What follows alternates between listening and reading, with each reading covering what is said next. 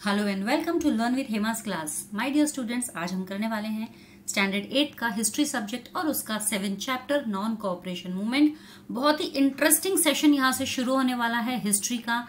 Non cooperation movement, civil disobedience movement, quit India movement and so on.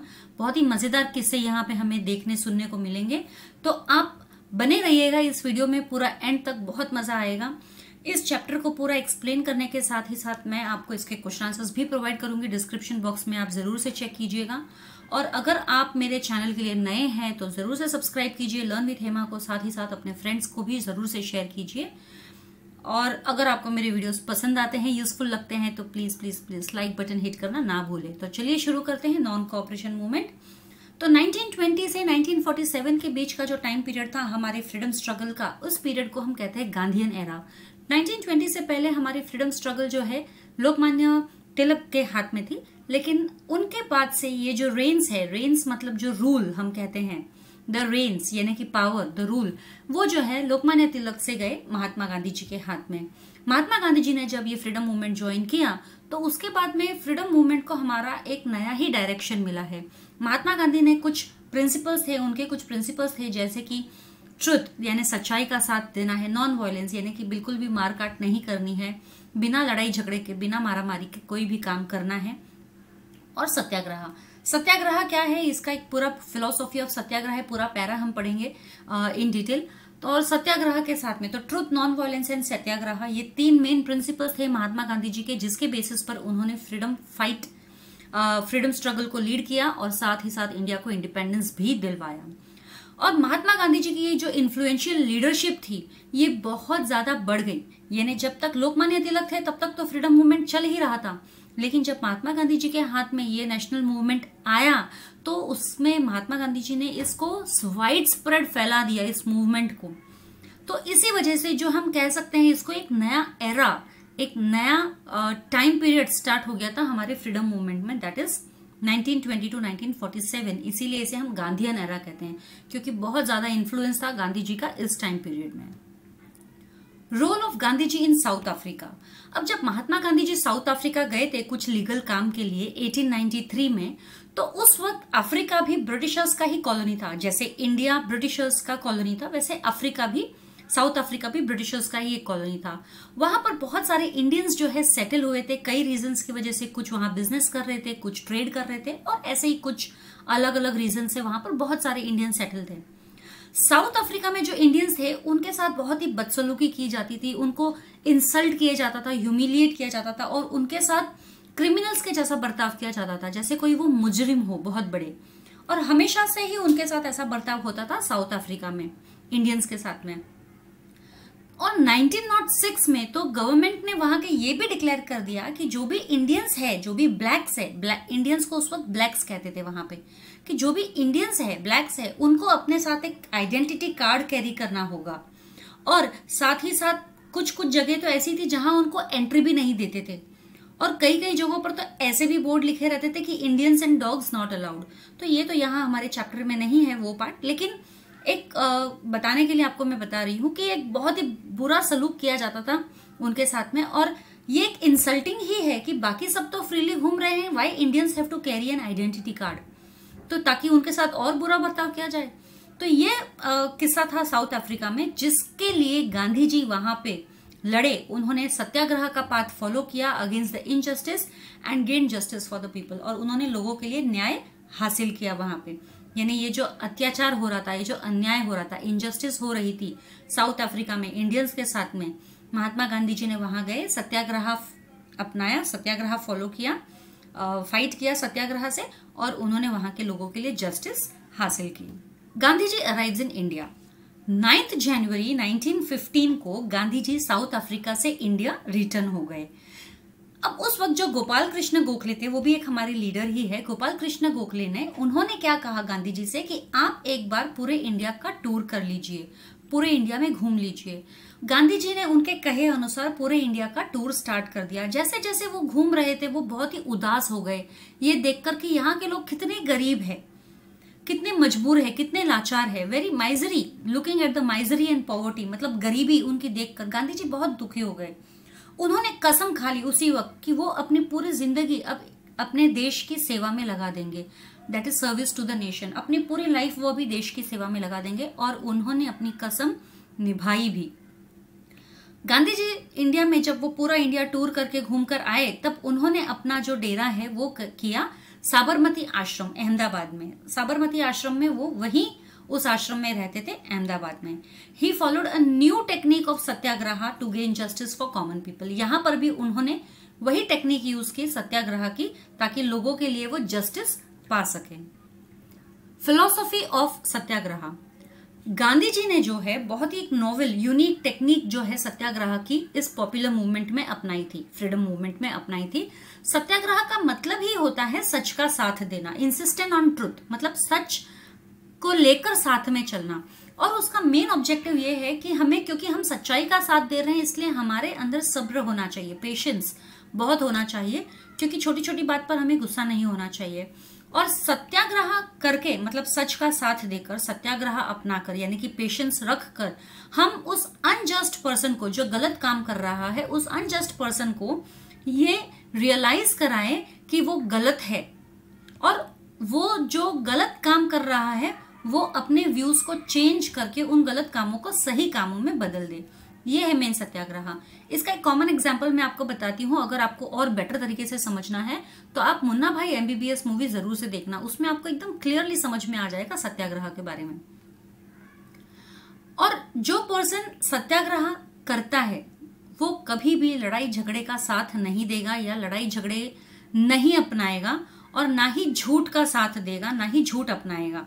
तो यही teachings है गांधी जी के कि सत्याग्रह अपनाना है, और सत्याग्रह करने के समय, सत्याग्रह करते समय आपको सच का साथ देना है, और लड़ाई झगड़े तो बिल्कुल नहीं करने हैं।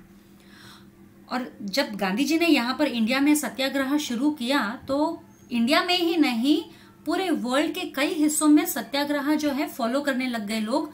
उनमें से कुछ इंपॉर्टेंट पीपल है, जैसे मार्टिन ल्यूथर किंग, जो अमेरिका में स्ट्रगल कर रहे थे, जो अमेरिका के ब्लैक्स थे, उन लोगों को राइट दिलाने के लिए मार्टिन ल्यूथर किंग ने भी यही चीज अपनाई है, सत्याग्रह की। साथ ही साथ साउथ अफ्रीका में नेल्सन मंडेला, जो नेल्सन मंडेला जो है साउथ अफ्रीका के गांधी कह सकते हैं, उनको वही कहा जाता है, साउथ अफ्रीका के गांधी जी नेल्सन मंडेला। उन्होंने भी सत्याग्रह अपनाया और अपने लिए जस्टिस पाई। चंपारण सत्याग्रह, अब बिहार में चंपारण नाम के एक गांव में जो फार्मर्स थे, उन लोगों को ब्रिटिशर्स जो है फोर्सिबली इंडिगो ग्रो करने के लिए लगाते थे। इंडिगो एक कैश क्रॉप है। कैश क्रॉप ग्रो करना मतलब इमीडिएट मनी आपको मिलेगा, आप कैश क्रॉप ग्रो करो, हमें दो, वो कट करके और हम आपको पैसा देंगे। लेकिन जितने पैसे मिलने चाहिए फार्मर्स को उतने नहीं मिल रहे थे, और फार्मर्स नहीं करना चाहते थे ये काम, लेकिन फिर भी उनसे जबरदस्ती करवाया जा रहा था। इसीलिए इकोनॉमिकली बहुत ज्यादा उन्होंने सफर किया, मनी वाइज बहुत ज्यादा सफर किया, क्योंकि उनको फिक्स्ड अमाउंट ही मिलता था प्लांटर्स से, जितना उनका खर्चा होता था उतना भी पूरा नहीं मिल पाता था। तो गांधी जी जब चंपारण गए 1917 में, तो उन्होंने वहां के फार्मर्स को इकट्ठा किया, ऑर्गेनाइज किया, और उन्होंने वहां पर एक मूवमेंट, एजिटेशन मतलब एक मूवमेंट स्टार्ट किया सत्याग्रह के रूप में, मतलब सत्याग्रह वहां पर किया उन्होंने। तो ये था Gandhi ji first war of independence in India. ये पहली लड़ाई गांधी जी ने इंडिया में लड़ी थी सत्याग्रह करके, एंड वो भी बहुत सक्सेसफुल थी, और फार्मर्स को जस्टिस मिला। यानी कि या तो इंडिगो नहीं ग्रो करना है तो नहीं ग्रो करेंगे, या तो अगर ग्रो करते हैं तो उनको बेटर अमाउंट मिलेगा। तो फार्मर्स के लिए तो बहुत अच्छा हेल्पफुल हो गया। तो Champaran was the first satyagraha done by Gandhi ji in India. तो आप यहाँ पर ये ऑब्जेक्टिव के लिए नॉर्मली आता है। अब दूसरा है खेड़ा सत्याग्रह, ये भी इंपॉर्टेंट है।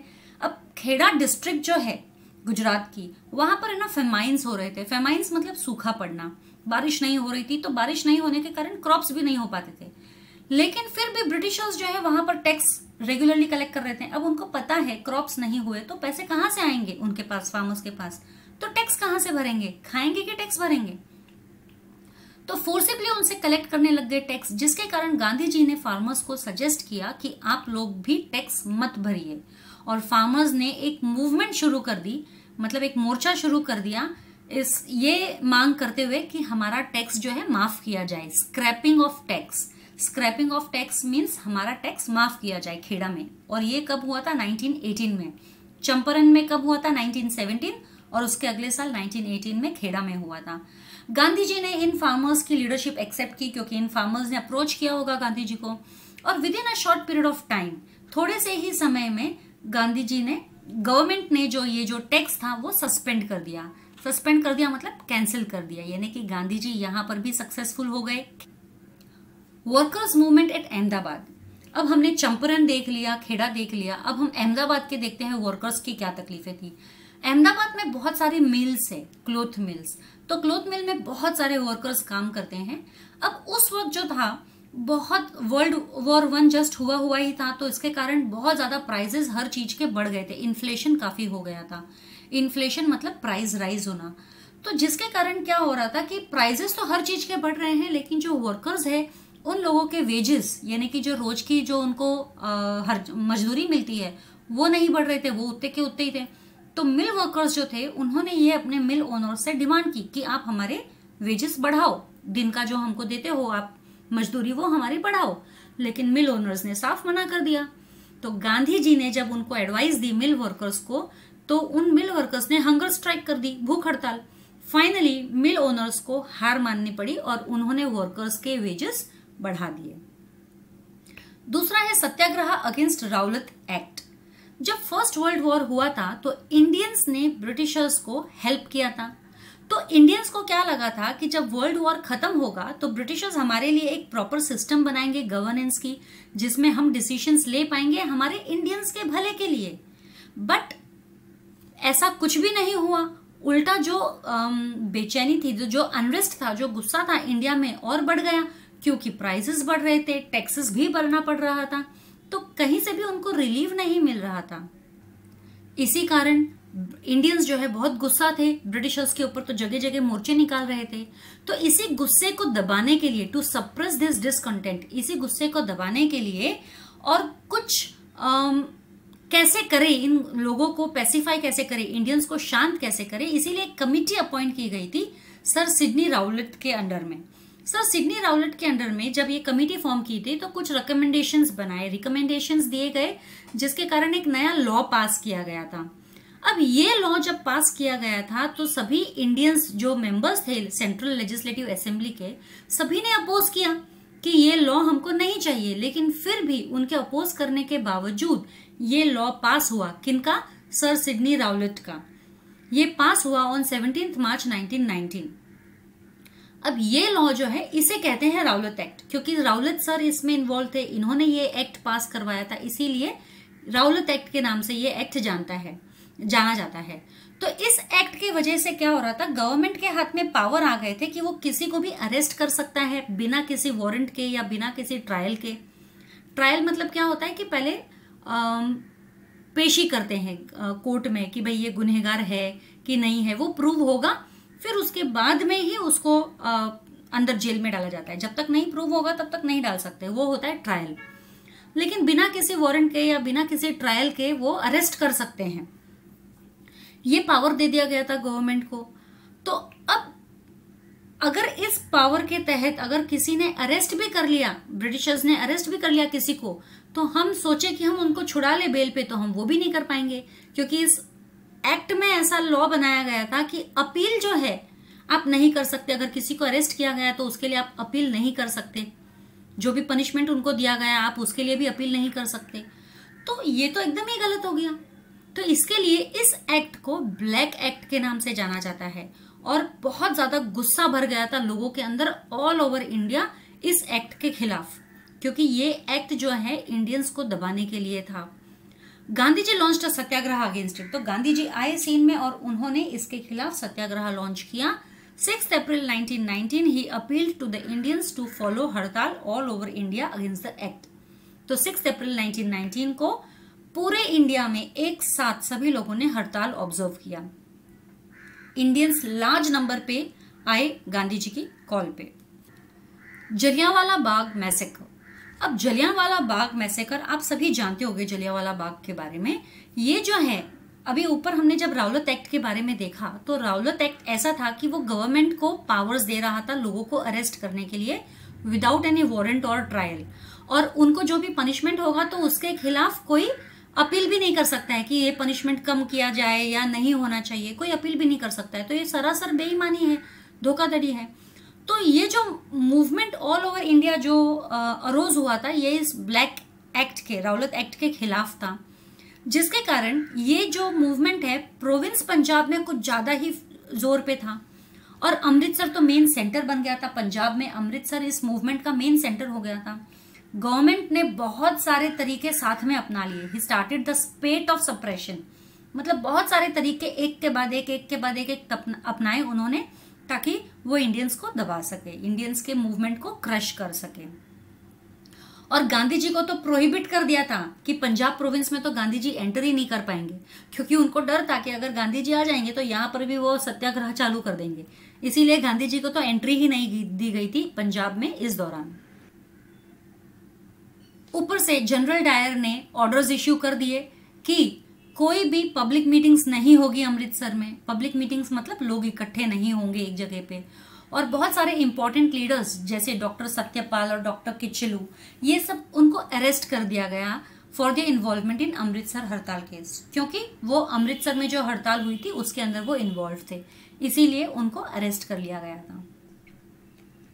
अब ये जो रौलत एक्ट था, जिसके खिलाफ पंजाब अमृतसर में बहुत ज्यादा सीवियर मूवमेंट चल रहा था, और इसी के चलते डॉक्टर सत्यपाल और डॉक्टर किचलू को अरेस्ट किया गया था और गांधी जी को भी एंट्री नहीं दी गई थी। तो इन सब के बेसिस पर एक प्रोटेस्ट ऑर्गेनाइज किया गया था अमृतसर में।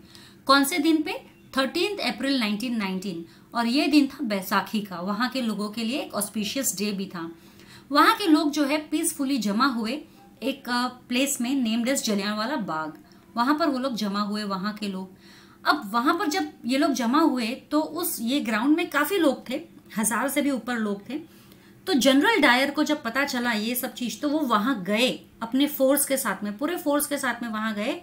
और ये जो प्लेस है ना, ये चारों तरफ से बंद है, सिर्फ एक छोटा सा नैरो एंट्री है इस प्लेस में जाने के लिए। तो जनरल डायर ने क्या किया, वो नैरो एंटर भी है जो ना, कि वहां से कोई लोग बाहर ना निकल सके, तो वो जगह ही पैक कर दी। अब सारे लोग उस ग्राउंड के अंदर है, एक ही एंट्री है, एक ही एग्जिट है, वो भी उन्होंने बंद कर दी और चारों तरफ से घेर लिया उस जगह को आर्मी ने। और जनरल डायर के एक इशारे पर आर्मी जो है, सोल्जर्स जो है, वो गोलियां बरसाने लगी। करीब करीब 1660 राउंड्स यानी कि बुलेट्स वो फायर की गई थी। और ये फायरिंग जो है जब शुरू की थी उन्होंने, वो तब तक ये लोग करते गए जब तक कि उनकी सारी गोलियां खत्म नहीं होगी, सारा का सारा अम्यूनिशन खत्म नहीं हो गया, तब तक इन लोगों ने ये चालू कर दिया था। और इस मैसेकर में कम से कम 400 से ज्यादा लोग, जिसमें मेन वुमेन दोनों थे, वो मारे गए। बहुत सारे लोग इंजर्ड भी हुए, वुंडेड भी हुए। और मेन बात तो ये हो गई कि उन्होंने फायरिंग की, फायरिंग के साथ साथ में उन्होंने कर्फ्यू भी लगा दिया, ताकि जितने भी लोग इंजर्ड थे उनको मेडिकल एड नहीं मिल पाए, असिस्टेंट नहीं मिल पाए। तो पूरे पंजाब में मिलिट्री लॉ जो है लागू कर दिया गया। मिलिट्री लॉ मतलब एक कर्फ्यू ही हो गया है, और बहुत सारे लोगों को जेल भेज दिया गया कि कहीं कोई ये लोग एक्शन ना ले ले। लीडर्स, जो बड़े बड़े लीडर्स थे, उन सभी को जेल में भेज दिया। अब जनरल डायर जो पंजाब के गवर्नर थे उस वक्त, ही वॉज रिस्पॉन्सिबल। उसने ये जो जलियांवाला बाग मैसेकर, इतने लोगों की जान ली, वो रिस्पॉन्सिबल थे। तो पूरे इंडिया में जैसे मानो एक लहर आ गई प्रोटेस्ट की। प्रोटेस्ट मतलब किस खिलाफत की। तो इस जो मैसेकर हुआ, इसका खिलाफत करते हुए रविंद्रनाथ टैगोर ने उनको, जो ब्रिटिशर्स ने टाइटल दिया था सर का, ऑनर किया था उनको, मतलब एक रिस्पेक्टफुली टाइटल दिया गया था सर का, वो उन्होंने वापस से रिटर्न कर दिया कि ये टाइटल मुझे नहीं चाहिए। जब आप हमारे ही लोगों को मार रहे हैं तो ये टाइटल मुझे नहीं चाहिए। और बाद में इंडियंस ने भी डिमांड किया कि ये जो हुआ है घिनौना काम, जलियांवाला बाग मैसेकर, लोगों को मारा गया बेरहमी से, इसके ऊपर इंक्वायरी बिठानी चाहिए जनरल डायर के ऊपर। और इसीलिए ब्रिटिश गवर्नमेंट ने हंटर कमीशन को अपॉइंट किया था। ये भी ऑब्जेक्टिव में पूछा जाता है। खिलाफत मूवमेंट के बारे में अगर हम पढ़ते हैं तो पूरे वर्ल्ड में जितने भी मुस्लिम्स हैं, पूरे वर्ल्ड की बात कर रही हूं मैं, सुनिए गौर से, पूरे वर्ल्ड में जितने भी मुस्लिम्स हैं, ये जो टर्की के जो रूलर है उनको अपना रिलीजियस लीडर मानते हैं। और जब फर्स्ट वर्ल्ड वॉर हुआ था तो टर्की जो है ब्रिटिशर्स के अगेंस्ट में लड़ा था। तो इंडिया के मुस्लिम्स का सपोर्ट पाने के लिए ब्रिटिशर्स ने यहाँ के मुस्लिम्स को अश्योर किया था कि वॉर में अगर टर्की हार जाती है तो हम उनके रिलीजियस हेड को यानी कि खलीफा को बिल्कुल भी नुकसान नहीं पहुंचाएंगे या उसके एम्पायर को बिल्कुल भी नुकसान नहीं पहुंचाएंगे। तो ये किस लिए प्रॉमिस किया था ब्रिटिशर्स ने मुस्लिम्स को? सिर्फ उनका साथ पाने के लिए फर्स्ट वर्ल्ड वॉर के दौरान। लेकिन जैसे ही फर्स्ट वर्ल्ड वॉर खत्म हुआ, इंग्लैंड ने अपना प्रॉमिस नहीं रखा। अपना जो उन्होंने जो अश्योरेंस दिया था कि हम तुम्हारे रिलीजियस हेड खलीफा को कोई तकलीफ नहीं होने देंगे, उन्होंने जो अश्योरेंस दिया था उस अश्योरेंस पे वो नहीं टिके और उन्होंने खलीफा के साथ में बदसलूकी की, यानी कि एक्शन लिया उन्होंने, ब्रिटिशर्स ने। तो इसके कारण यहाँ के जो मुस्लिम्स थे वो बहुत ज्यादा गुस्सा हो गए थे, बहुत डिसकंटेंट हो गया था, मुस्लिम्स के अंदर भर गया था ब्रिटिशर्स के खिलाफ। तो उन्होंने मुस्लिम्स ने जो है अपने खलीफा को यानी कि अपने रिलीजियस हेड को सपोर्ट करने के लिए एक मूवमेंट चालू की, नेम्ड एज खिलाफत मूवमेंट। गांधी जी ने भी इस मूवमेंट में मुस्लिम्स का साथ दिया, ये सोचकर कि अगर हिंदूज और मुस्लिम्स साथ आ जाए तो हमारे नेशनल मूवमेंट को एक बहुत बड़ा प्लेटफॉर्म मिल जाएगा और ब्रिटिशर्स जो है, गवर्नमेंट जो है अपने सेंसेस में आ जाएगी, यानी उनकी अक्ल ठिकाने आ जाएगी। इसीलिए गांधी जी ने खिलाफत मूवमेंट को सपोर्ट किया। और ये जो खिलाफत कमेटी है, उन्होंने भी गांधी जी की इस बात को एक्सेप्ट किया कि हिंदूज जो है मुस्लिम्स के इस खिलाफत मूवमेंट में साथ देंगे और इसके रिटर्न में मुस्लिम्स जो है हिंदूज के साथ मिलकर ब्रिटिशर्स के खिलाफ लड़ाई करेंगे। तो ये कुछ इस तरीके से हिंदू मुस्लिम यूनिटी यहाँ पर देखी गई थी। नॉन कोऑपरेशन मूवमेंट, अब जो कंसेप्ट है नॉन कोऑपरेशन मूवमेंट के पीछे वो ये है कि ब्रिटिश गवर्नमेंट जो है कंप्लीटली इंडियंस के ऊपर डिपेंड है इंडिया में, इंडिया को रूल करने के लिए। तो अगर इंडियंस ने कंप्लीट नॉन कोऑपरेशन फॉलो किया तो ब्रिटिशर्स बिना इंडियंस के कैसे काम करेंगे? यहाँ पे ब्रिटिशर्स तो पूरी तरह से कोलैप्स हो जाएगा, टूट जाएगा उनका एडमिनिस्ट्रेशन, क्योंकि इंडियंस को रूल करने के लिए उनको इंडियंस का ही साथ चाहिए। लेकिन अगर इंडियंस साथ नहीं दिए तो वो कोलैप्स हो जाएंगे, बिल्कुल शैटर हो जाएंगे।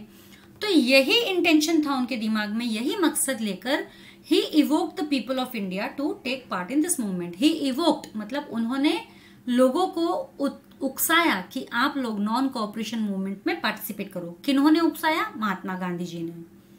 तो 1920 में जब Indian national Congress session held हुआ था नागपुर में, देखो every year Indian national Congress के सेशंस होते हैं। सेशंस होना मतलब मीटिंग्स होती है वहां पे उनकी, और हर मीटिंग में वो लोग के कुछ ऑब्जेक्टिव्स होते हैं कि हमको आने वाले साल में क्या क्या अचीव करना है। तो एक रेजोल्यूशन पास किया गया नॉन कोऑपरेशन मूवमेंट का।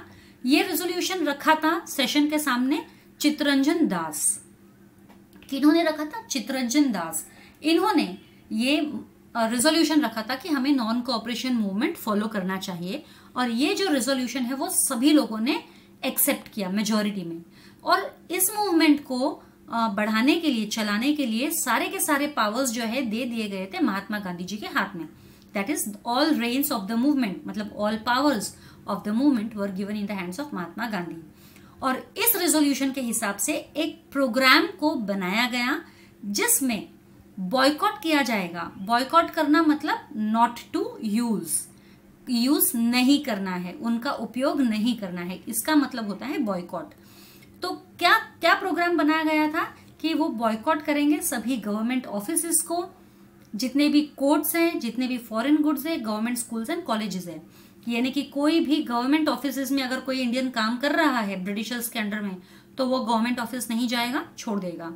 कोई इंडियन लॉयर अगर कोर्ट में है, वकील है, लड़ता है केस, तो वो ब्रिटिशर्स के कोर्ट में नहीं लड़ेगा। कोई भी इंडियन किसी भी फॉरेन में बना हुआ गुड, इंग्लैंड में स्पेशली बना हुआ गुड नहीं खरीदेगा, वो सिर्फ अपने ही कंट्री का बना हुआ गुड खरीदेगा। और जितने भी स्कूल्स और कॉलेजेस है जो ब्रिटिशर्स द्वारा बनाए गए हैं, कोई भी बच्चा उन स्कूल्स एंड कॉलेजेस में नहीं जाएगा। ये था नॉन कोऑपरेशन मूवमेंट, यानी किसी भी तरीके से ब्रिटिशर्स का साथ नहीं देना है। Progress of non cooperation movement. अब हम देखें कि ये नॉन कोऑपरेशन मूवमेंट जो महात्मा गांधी जी ने स्टार्ट किया था, ये किस तरह से आगे बढ़ा। तो जो नॉन कोऑपरेशन मूवमेंट में बहुत सारे लीडर्स जो है, जैसे कि मोतीलाल नेहरू, चित्तरंजन दास एक्सेट्रा, इन लोगों ने जो कोर्ट्स थे उनको बॉयकॉट कर दिया, आपने प्रैक्टिस ही छोड़ दी, वहां पर उन्होंने जाना ही छोड़ दिया। और इसी पीरियड के दौरान जितने भी बच्चे जो गवर्नमेंट स्कूल्स एंड कॉलेजेस में जाते थे, उन्होंने भी बॉयकॉट कर दिया, उन्होंने भी स्कूल जाना छोड़ दिया। अब बच्चों की पढ़ाई रुकनी नहीं चाहिए, स्कूलिंग रुकनी नहीं चाहिए, लेकिन गवर्नमेंट स्कूल में भी हमें नहीं भेजना है। तो नतीजा क्या हुआ? इंडिया के खुद के स्कूल्स चालू हो गए, यानी कि नेशनल एजुकेशन प्रोवाइड किया गया। तो ये स्कीम ऑफ नेशनल एजुकेशन चलाए गए जगह जगह पे, तो जिससे बच्चों की स्कूलिंग तो नहीं रुकी, लोग बच्चे स्कूल जाते थे और बहुत सारे national schools and colleges universities establish हुए इसी दौरान। अभी जो आने वाले इलेक्शंस थे उनको भी बॉयकॉट किए गए, यानी कि कोई भी उसमें पार्टिसिपेट भी नहीं करेगा, वोट भी नहीं करेगा। साथ ही साथ जो फॉरेन क्लोथ्स थे, कपड़े थे, उनको भी बॉयकॉट किया गया, यानी ना ही कोई खरीदेगा और अगर किसी के पास है फॉरेन कपड़े तो वो उसको जला देगा, बॉन फायर करेगा। और इसी वजह से ये फॉरेन कपड़ों की जो इम्पोर्ट है वो बहुत ही ज्यादा कम हो गई, क्योंकि कोई फॉरेन कपड़े खरीद ही नहीं रहा है तो वो लोग और इम्पोर्ट क्या करेंगे।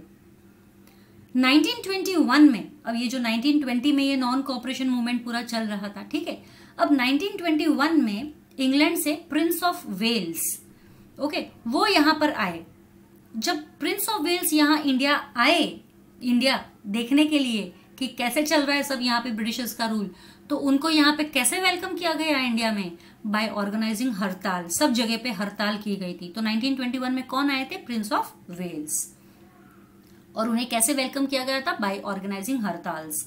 सभी सड़कें एकदम सूनी थी, लोनली रोड्स, सभी दुकानें बंद थी, क्लोज्ड शॉप्स, इन सभी मतलब सूने रोड और बंद दुकानों ने वेलकम किया था प्रिंस ऑफ वेल्स का। और ये जो मूवमेंट है नॉन कोऑपरेशन मूवमेंट, ये सिर्फ मेन सिटीज में ही नहीं था, बल्कि ये आसाम के प्लांटर्स जो थे और जो बंगाल के रेल वर्कर्स थे उन तक भी पहुंच गया था, यानी कि नॉन कोऑपरेशन मूवमेंट पूरे इंडिया में ऑलमोस्ट पहुंच गया था। और इस मूवमेंट को कंट्रोल में लाने के लिए ब्रिटिशर्स ने बहुत ज्यादा सप्रेसिव मेजर्स लिए, बहुत ज्यादा इंडियंस को।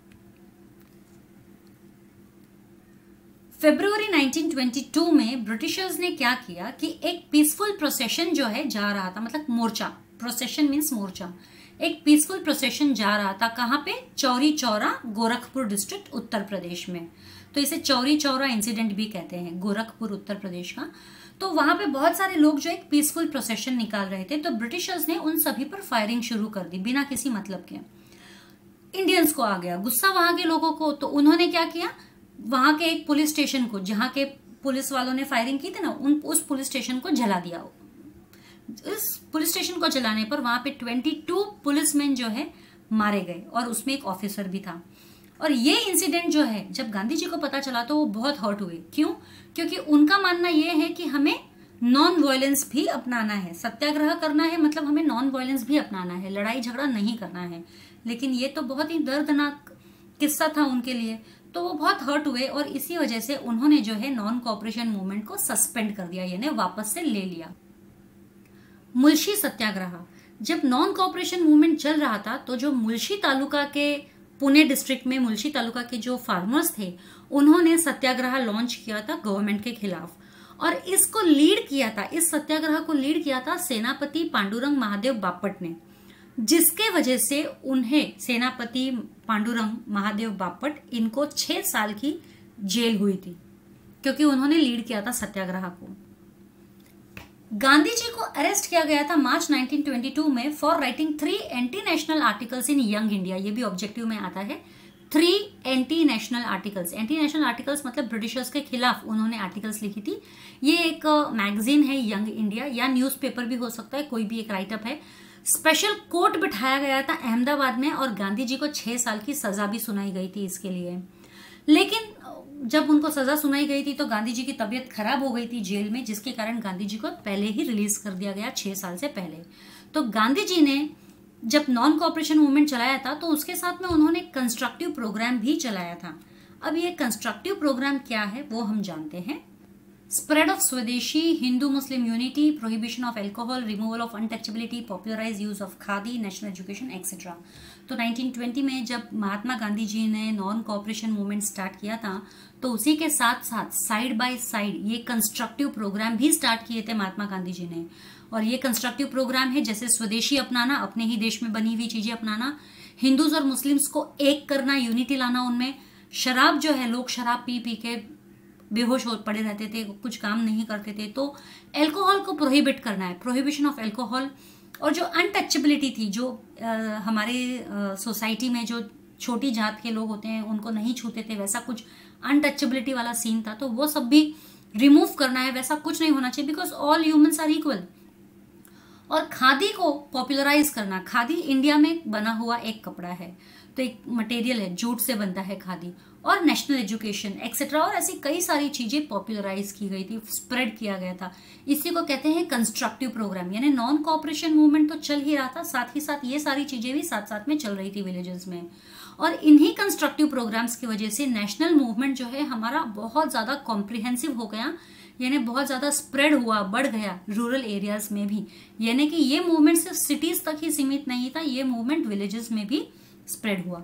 तो ये इस पैराग्राफ से डेफिनेटली एक आंसर आता है, constructive programme. What were the constructive programmes of Mahatma Gandhi ji which were run along with the non cooperation movement. Swaraj party, तो जो मेंबर्स थे इंडियन नेशनल कांग्रेस के, जैसे कि चित्तरंजन दास, मोतीलाल नेहरू, इन्होंने क्या कहा कि हमें इलेक्शंस लड़ने चाहिए, और हम जब इलेक्शंस लड़के जीतकर अंदर असेंबली में मेंबर्स बन जाएंगे तो हम वहां पर एज अ मेंबर हम ब्रिटिशर्स के कामकाज में दखल अंदाजी करेंगे, हम हमारी बातें वहां पर रखेंगे। तो 1922 में इसी वजह से स्वराज पार्टी एस्टैब्लिश की गई थी। तो ये रीजन पूछते हैं, why was Swaraj party established, तो ये फर्स्ट पैराग्राफ का ये पार्ट यहाँ पे आंसर है। वैसे तो मैंने आंसर्स में दिया है डिस्क्रिप्शन बॉक्स में, आप देख सकते हो, लेकिन अगर टेक्सचुअल फॉलो करना है तो ये यहाँ पर आता है। तो 1922 में ये स्वराज पार्टी फॉर्म हुई थी, और 1923 में स्वराज पार्टी के बहुत सारे मेंबर्स जो है सेंट्रल लेजिस्लेटिव असेंबली और प्रोविंशियल लेजिस्लेटिव असेंबली, दोनों ही असेंबलीज में चुने गए। और उनमें से कौन से लीडर्स थे? मोतीलाल नेहरू, मदन मोहन मालवीय, लाला लाजपत राय, एनसी खेलकर, ये लीडर्स जो है चुने गए लेजिस्लेटिव असेंबली और provincial assembly, provincial legislative council, इन सभी में चुने गए। तो जब ये पॉलिटिकल मूवमेंट कंट्री में ठंडा हो गया, कौन सा पॉलिटिकल मूवमेंट? जो नॉन कॉपरेशन मूवमेंट हो रहा था ना, तो जब ये थोड़ा सा शांत पड़ गया तो ये जो लीडर्स थे, जो असेंबली के मेंबर्स बन गए थे, अभी काउंसिल और असेंबली के मेंबर्स बन गए थे, इन लोगों ने अंदर से लड़ाई शुरू कर दी, अंदर जाकर ब्रिटिशर्स के गवर्नमेंट के अंदर जाकर लड़ाई शुरू कर दी। उन्होंने बहुत सारे काम किए एज लीडर्स, जब वो मेंबर्स बने काउंसिल के, तो बहुत सारे उन्होंने काम किए। क्या क्या? उन्होंने जितने भी अनजस्ट पॉलिसीज थे ब्रिटिश गवर्नमेंट के, वो सब अपोज किए, यानी ये पॉलिसीज नहीं होनी चाहिए, यानी ब्रिटिशर्स के खिलाफ लड़ रहे हैं, ब्रिटिशर्स के रूलिंग पार्ट में रहकर, एरिया में रहकर।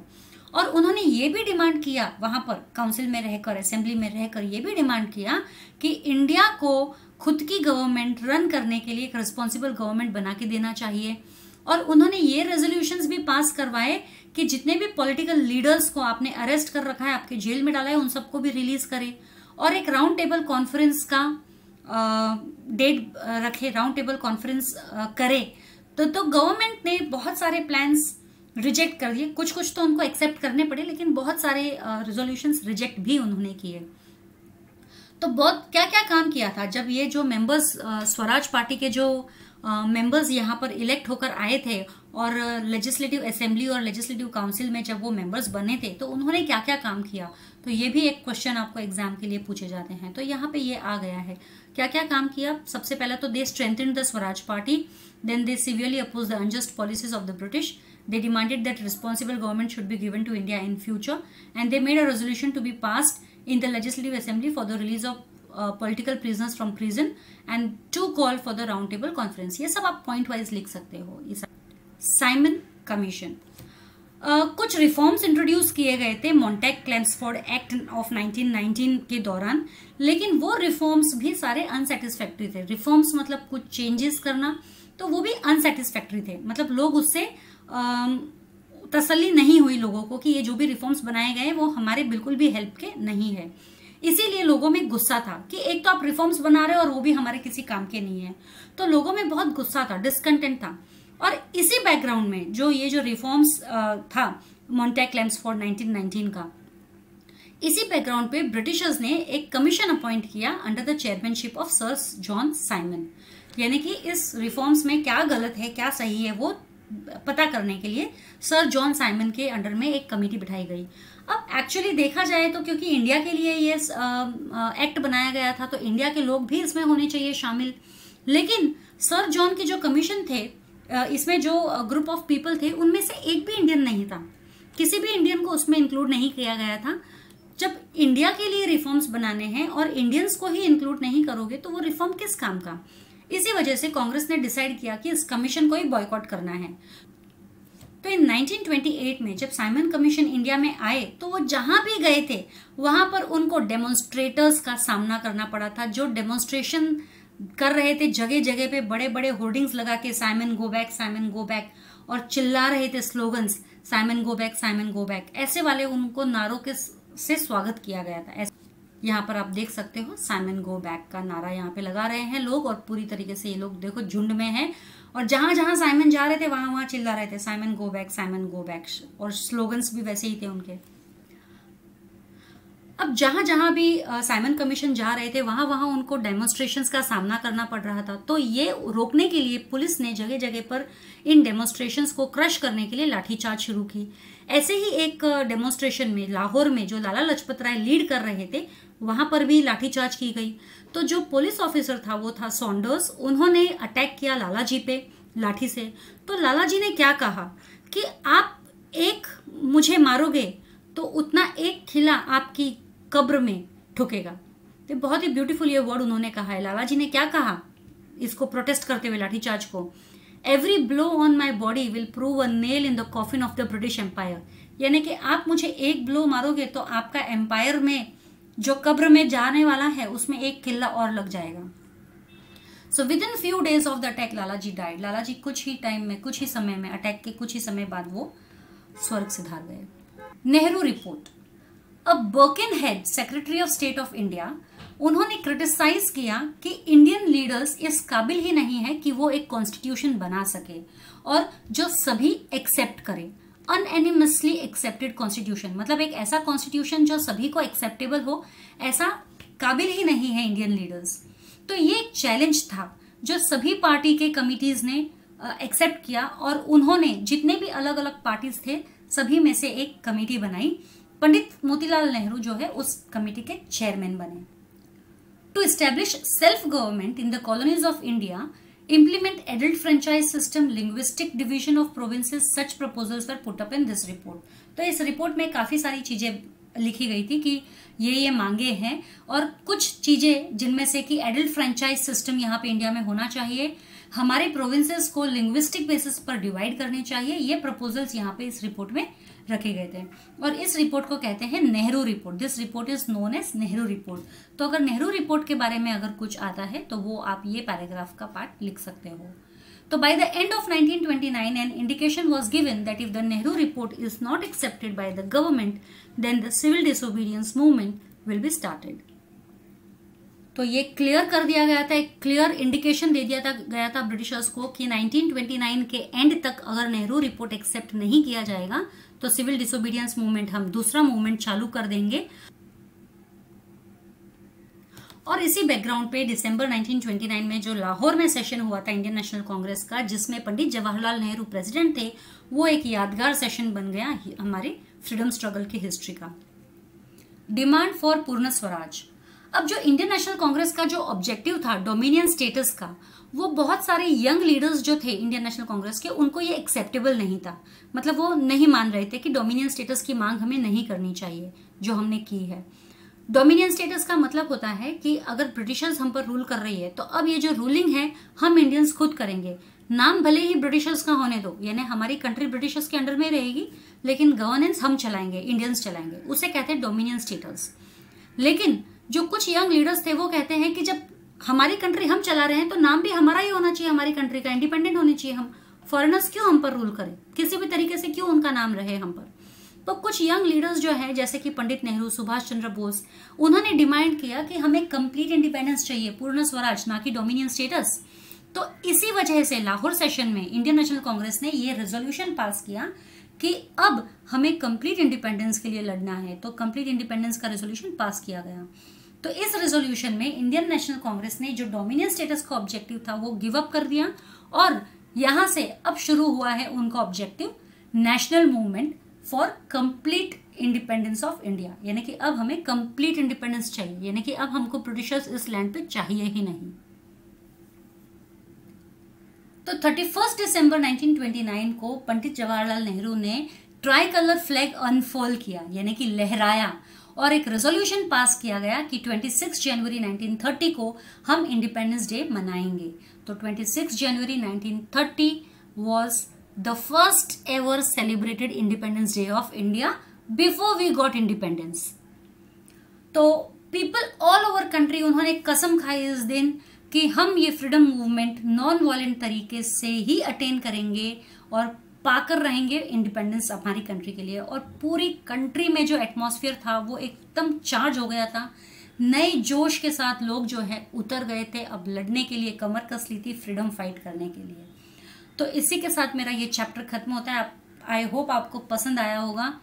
तो आंसर्स के लिए आप देख सकते हैं डिस्क्रिप्शन बॉक्स में। आज के लिए इतना ही, जल्द ही मिलूंगी अगले वीडियो में अगले चैप्टर के साथ में। तब तक के लिए stay safe, stay secure. Thank you.